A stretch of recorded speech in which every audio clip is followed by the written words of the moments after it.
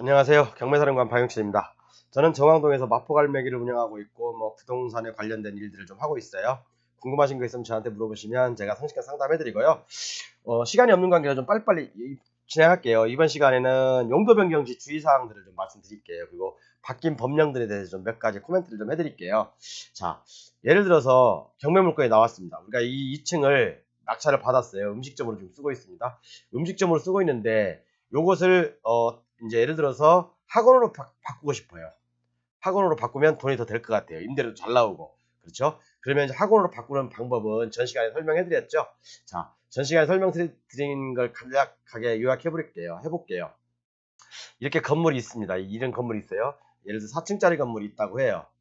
그러면 1층에 뭐 음식점, 2층에 소매점, 3층에 뭐 독서실, 4층에 학원이 있어요. 학원이 옛날 국법에 의하면 2013년 이전에는 건축물 제가 보여드렸죠. 제 교재를 먼저 보겠습니다.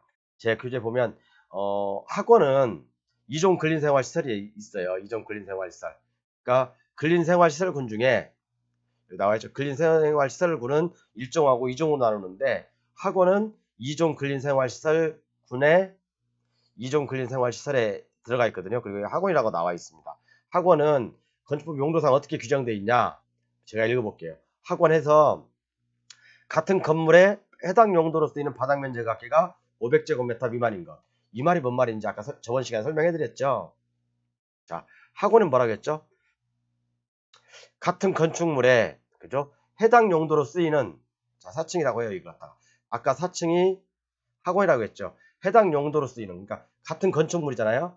해당 용도가 학원이잖아요. 해당 용도로 쓰이는 바닥 면적의 합계가 500제곱미터 미만일 때는 2종 근린이잖아요.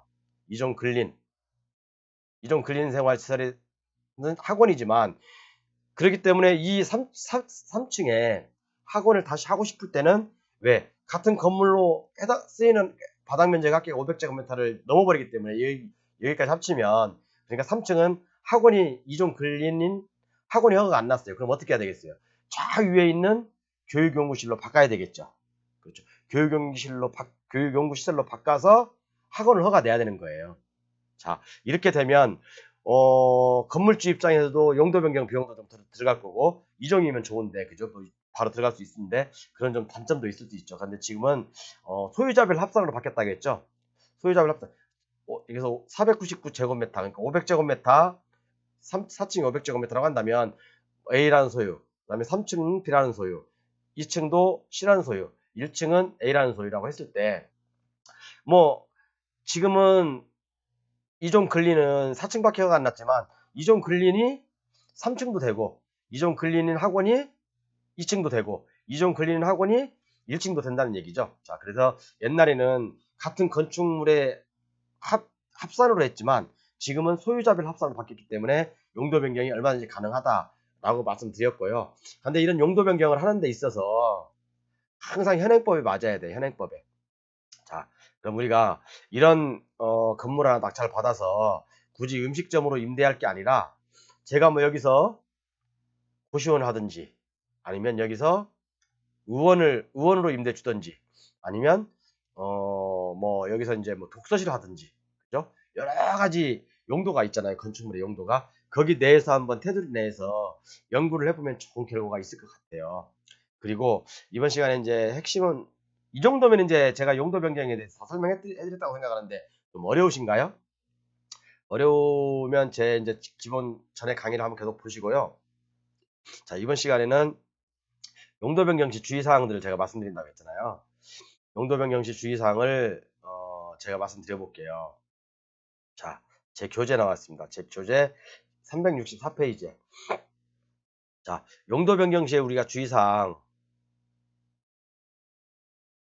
저번에 말씀드렸지만 뭐 자산, 전문, 영교 그러니까 위로 올라가면 허가, 아래로 내려가면 신고사항이다. 뭐 그것도 중요해요. 일단 가장 기본이 그겁니다. 그렇지만 이러한 건축물의 용도 변경은 뭐라고 했죠? 현행법에 맞아야 된다고 했죠. 현행법에 맞아야 된다고 했어요. 자, 그러면 제가 2종 근린생활시설인 뭐 음식점을 아까 말씀드렸지만 교육연구시설로 바꾸고 싶어요. 교육연구시설로. 그럼 2종 근린생활은 아래에 있고 교육연구시설은 저 위에 있잖아요. 그러면 이것은 허가사항이잖아요. 허가사항.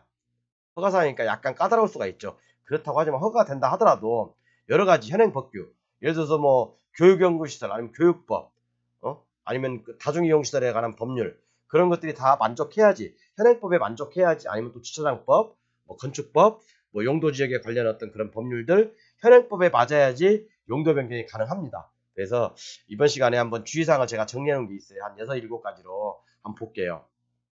용도 변경 시 주의사항은 뭐냐면, 첫 번째, 무허가 건축물이 있는 경우는 용도 변경이 안 돼요.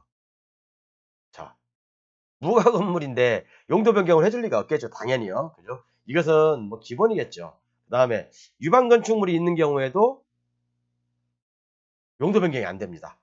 유방 건축물이 있는 경우. 예를 들어서 뭐 그 다가구 주택 많이 있잖아요. 다가구 주택 1, 2, 3, 4. 뭐 2층에는 1층에도 뭐 단독 주택 하나, 2층에도 주택 뭐 2가구, 3층에도 주택 1가구 이렇게 가는데 우리가 이제 짝에서 막 원룸, 투룸 막 엄청나게 집어넣은 거 있죠. 이런 경우, 이런 건물을 예를 들어 내가 도시형 생활주택으로 바꾸고 싶다. 그럼 용도 변경 안 됩니다. 이런 위반 사항을 해소하기 전까지는 용도 변경이 안 되니까 무허가 건물은 당연히 안 되고 위반 건축물도 당연히 용도 변경 안 되고요. 그다음에 또 세 번째는 뭐가 또 주의해야 되냐면, 용도 변경 후에는 장애인 편의시설 설치가 있는 경우가 있어요. 설치를 해야 되는 경우가 있어요. 장애인 편의시설을. 그렇기 때문에 용도 변경 후에 특히 병원 같은 거, 의원을 만약에 병원으로 용도 변경, 상향해서 용도 변경한다. 그럼 엘리베이터 넓이라든가, 아니면 엘리베이터에 들어가서 복도의 넓이라든가, 아니면 그 장애인 시설, 복도마다 장애인 시설을 갖춰야 된다든가, 뭐 장애인들께서 이런 뭐 점자를 만들어야 된다든가, 여러 가지 조건들이 있어요. 그래서 장애인법에도 맞아야 된다는 거. 요것도 꼭 체크를 하셔야 됩니다. 그리고 네 번째는 건축법에 맞아야 된다는 얘기예요. 건축법. 건축법에 위배되면 용도 변경이 허가가 안 나요. 그죠? 건축법에서 얘기하는 뭐 여러 가지가 있겠죠. 뭐 하중, 그죠? 내진 설계, 아니면 용도 지역에 관련된 어떤 건축법에 적합해야 되고, 그런 것들 여러 가지가 있을 수 있겠죠. 그렇기 때문에 건축법에 맞아야 돼요. 그다음에 다섯 번째는 아까 위에서 비슷한데, 장애인 편의시설이 14가지가 있어요. 그죠? 장애인 편의시설 14가지가 있습니다. 요 조건에도 맞아야 돼요. 용도 변경을 하려면. 근데 뭐 2종 근린 같은 경우는 1종 근린이나 2종 근린은 이게 안 맞아도 될 수가 있는 것도 있고 맞아야 되는 경우도 있어요. 그러면 우리가 이런 것들을 다 모르잖아요. 모르기 때문에 우리 주위에 뭐 변호사라든가 공인중개사라든가 뭐 법무사라든가 아니면 뭐 회계사라든가 전문가들이 있잖아요. 그리고 우리 주위에는 이런 용도 변경을 전문으로 하는 건축사가 계시잖아요. 건축사분들하고는 반드시 상의하십시오. 그리고 소방법에 맞아야 돼요. 소방법에 맞아야 돼요. 예를 들어서 뭐 2층에 어떤 뭐 그 안마 시설을 하고 싶어요. 안마 시설하려고 그러는데 뭐 스프링클러 설치라든가 뭐 아니면 뭐 방염필증 뭐 그런 것들이 있잖아요. 소방법에 맞아야 된다는 거. 뭐 그런 것들이 있으니까. 그다음에 뭐 직통계단 뭐 이런 직통계단이 있어야 되고 피난 시설이 있어야 되고. 그죠? 그런 것들. 소방법이 제일 중요하죠. 어떻게 보면요. 소방법하고 주차장법이 많이 걸려요. 그렇기 때문에 이런 것은 꼭 체크를 하셔야 되고, 또 한 가지 이제 마지막으로 7번째는 다중이용업 특별법이라고 있어요. 휴게음식점, 일반 음식점, 제과점, PC방, 노래방, 고시원 등 비상구, 이게 이런 것들 이제 비상구 직통 계단 2개 이상 있어야 되거든요. 양쪽으로. 아니면 양쪽으로 직통 계단이 있든지, 그다음에 스프링클러를 의무 대상인지 그런 것도 확인하셔야 돼요. 근데 이런 걸 사실은 우리가 이런 모든 법들을 다 확인 못 하잖아요. 그죠? 무슨 뭐 공인중개사 중개하기도 바빠 죽겠는데 언제 이런 걸 다 확인합니까? 그죠? 우리가 관련청이나 시청이나 아니면 건축사한테 문의하면 그분들이 친절하게 설명해 주세요. 그렇죠?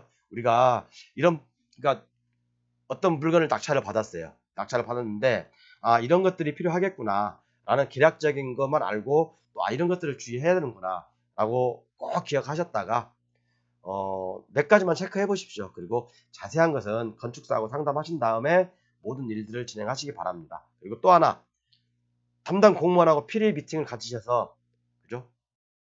용도 변경이 가능한지 안 한지, 용도 변경이 뭐 부적합하다 그러면 어떤 보완책이 있는지 그런 것까지 필히 확인하셔서 우리가 경매 낙찰을 받았으면 좋겠습니다. 그러면 좋은 결과가 있을 거라 생각합니다. 감사합니다.